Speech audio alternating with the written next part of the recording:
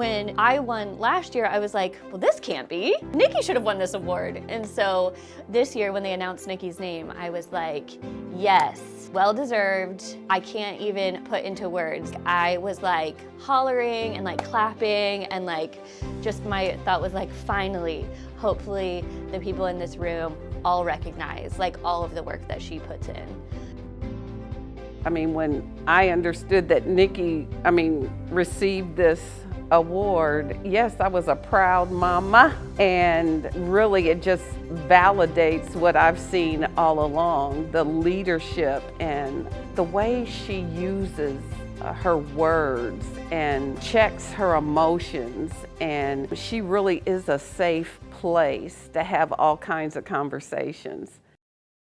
I do this work because we all need it, and none of us are exempt from bias. But when I look into the eyes of children, mine first, I want them to inherit a world better than what I had. And I hope it happens in my lifetime, but I'll just keep doing the work until, we make the changes we want to see. Nikki was always a good student. She always did very well in school. My girls were all Girl Scouts. I was a Girl Scout leader. So I made sure my girls had those experiences. It's not easy being a minority, especially in rural communities. And it was tough for them, but I always put them in situations intentionally and walked away. My childhood, when I reflect on it as an adult and think about, especially with the work that I do now, spent a lot of that time being internally oppressed. And Nikki talks about hating her black skin because of the way it was talked about in the classrooms during Black History Month. In rural communities, I'm telling you, in those school books, Black history began with slavery, and that is so demeaning.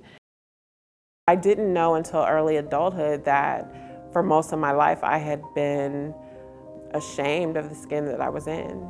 And for those that believe in God or a higher power, thinking that God didn't love me because of this skin that I was born in. And that's hard. And so I grew up internally oppressed. So when I think about that experience, because of the lack of knowledge, of being told only part of my history and not all of my history, I want better for my kids. It was tough, loving on my children. We come from a strong faith background, so that was where we got our release. We have yearly family reunions, and so that's where we got some of our medicine, was from people that looked like us and that loved us. But then again, I always reached out to embrace people that didn't look like us and invited them into our home. So that was another intentional act that I did, was to find our own allies.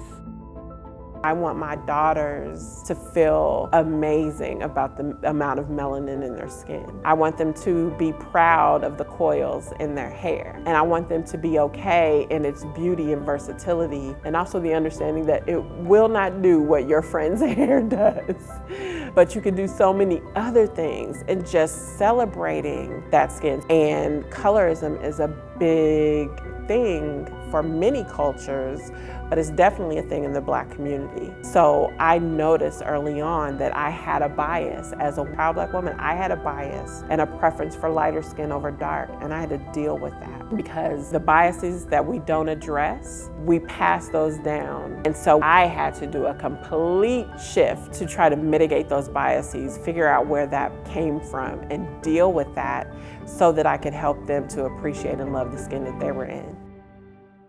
I really feel like our community wouldn't have nearly as many people involved in equity, diversity, and inclusion if Nikki hadn't come here in 2015. Like, she convenes a group of people every week or every other week, almost all year long, so that we can put on experiences for people to uncover their biases. And then she puts on monthly meetings for businesses, and she works with MU and Tara Warner Griggs to look at those businesses' policies and procedures and figure out the data points and how they want to change the data and how to go about doing that.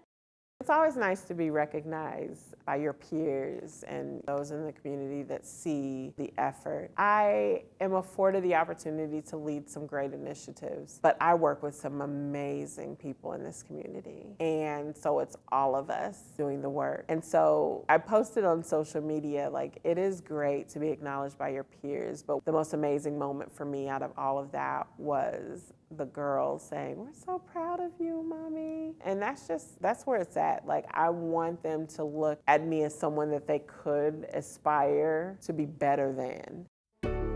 Over 15,000 residents in Boone County have participated in the Journey experience. And it just so happens that it's led by my daughter. I mean, she's even working with the chamber, the businesses here in our community, to really look at their hiring practices and their internal practices and their internal individual biases.